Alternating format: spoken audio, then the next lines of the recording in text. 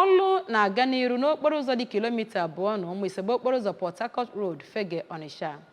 Mgbe ABS wụchara n'ebe ahụ, ahụrụ ka a na-alụ ọlụ n'akụkụ abụọ nke ọwa ide mmiri na-edozigharịcha ihe na-awụ aja makwa okwute ma na-ewepụ ihe ndị dịgasị iche iche kwesị ekwesị dịka ọlụ na-aga n'iru n'ebe ahụ niile n'otu oge.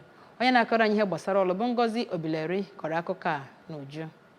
Project manager ndị ụlọ ọrụ ji ya bụ ọrụ ngo bụ engineer Ola King kọwara na ya bụ ụzọ bụ nke obosara ya dị mita 11 ma nwekwa 1 mita ebe ụkwụ ga na-aga. Engineer King kọwara na ya bụ ọrụ nke ha bidoro ka na ọnwa Ọktoba bụ nke ha kwesịrị ịkwụsị ma ọnwa Disemba anọ n'ime gbaa mkpụrụ ụbọchị 20 ma kọwaa na ha na-arụsi ọrụ ike ịhụ na ha rụchapụrụ ya n'oge ha kwesịrị. Ọ kọwakwara na ha na-etinyegasị nke bekee kpọrọ keps na mpaghara niile ha rụchagoro ọwa mmiri ma na-ewepụkwa aja ndị adịghị mma nke ọ kọwara na o miri emi ihe dịka mita 2 n'ime ana. Otu onye bi na ya bụ mpaghara bụ Maazị Chukwuebuka Obiakọ kelere nnọọ Gọvanọ Soludo maka imejupụta nkwa o kwere oge ọ na-azọ ọchịchị ma kọwaa na ụzọ niile a na-arụ ugbu a na Anambra bụgasị nke bụ ịgba.